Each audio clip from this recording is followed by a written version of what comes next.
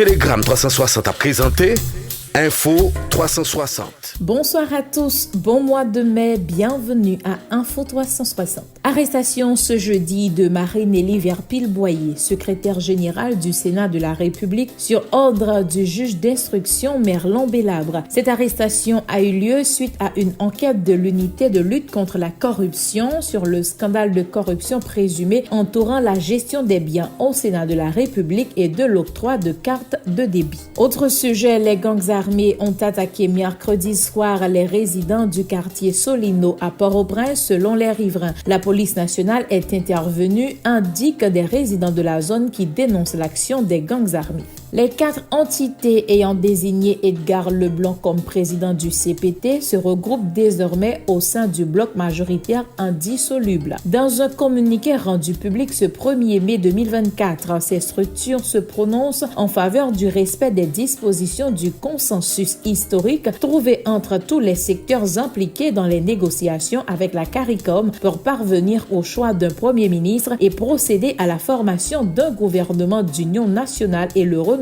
du personnel politique à travers les urnes. Les signataires de la note du BMI s'affichent en partisans de la tolérance et du respect des règles démocratiques pour garantir une transition apaisée. Ainsi, invite-t-il les autres parties prenantes à privilégier les intérêts supérieurs du pays. Intéressé au départ à devenir Premier ministre de la nouvelle transition, Emmanuel Ménard s'est apparemment rétracté. La preuve, dans une correspondance responsive adressée au président de Force Louverturienne réformiste, la coalition nationale et le bloc du milieu ont dit avoir accusé réception d'une note du concerné leur demandant de surseoir au dépôt de sa candidature à la primature. Nous respectons votre posture d'homme consensuel et rassembleur, tout en vous rappelant que ce sont ces qualités qui avaient motivé le choix de votre personne pour diriger un gouvernement intérimaire, écrivent ces 2 structures qui réaffirment leur adhésion à l'accord politique du 3 avril 2024. Il est à signaler que rien ne va plus au sein du Conseil présidentiel de transition où les parties prenantes sont à couteau tiré tant sur le choix d'Edgar Leblanc comme président que sur celui du Premier ministre désigné Fritz Bélizière. Tout porte à croire que le CPT serait au bord de l'implosion. Et puis, de nouvelles décisions ont été prises ce jeudi au sein du Conseil présidentiel en proie à de nombreuses tergiversations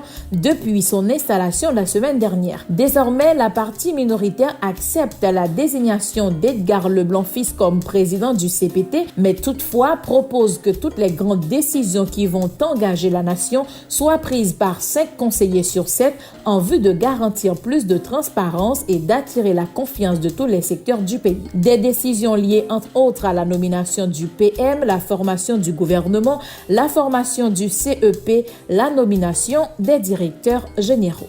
Autre dossier, dans environ 3 semaines, soit à partir du 26 mai prochain, le déploiement partiel des troupes kenyanes doivent commencer en Haïti. C'est ce qu'a annoncé le chancelier bahaméen Fred Mitchell, confirmant du même coup le déploiement d'un contingent de 150 soldats bahaméens au sein du MMSS. Ces derniers seront affectés à la sécurité maritime. Info 360.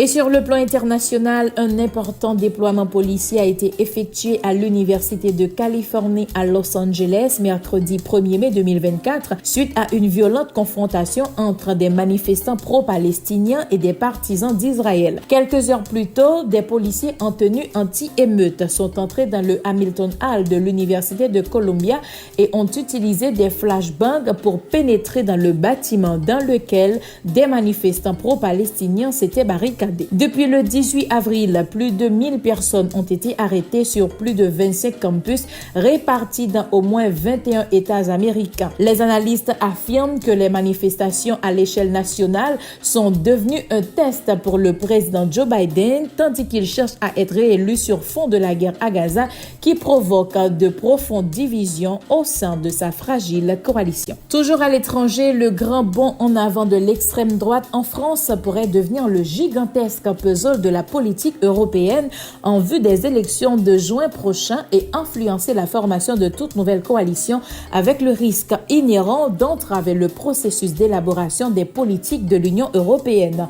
Selon le sondage exclusif d'Euronews, le Rassemblement national arrive en première position en France. Le parti du président Macron, Renaissance, est en deuxième position, suivi du Parti socialiste. Dirigé par le Rassemblement national de Jordan Bardella, l'extrême droite a progressé par rapport au mois précédent, tandis que son adversaire direct, le Parti Renaissance du président Macron, semble perdre encore plus de terrain. Et pour finir, le président Joe Biden est sorti de son quasi-silence jeudi sur la mobilisation contre l'offensive israélienne dans la bande de Gaza qui agite depuis 2 semaines les universités américaines pour lancer un rappel à l'ordre. L'action démocratique doit être menée sans violence et dans le respect de la loi. C'est ainsi que Joe Biden a commenté le démantèlement des campements pro-palestiniens et les arrestations dans les campus universitaires américains. Assurant qu'il défend la liberté d'expression, le président américain a ajouté qu'il n'y a pas de place dans le pays pour l'antisémitisme ou tout discours de haine.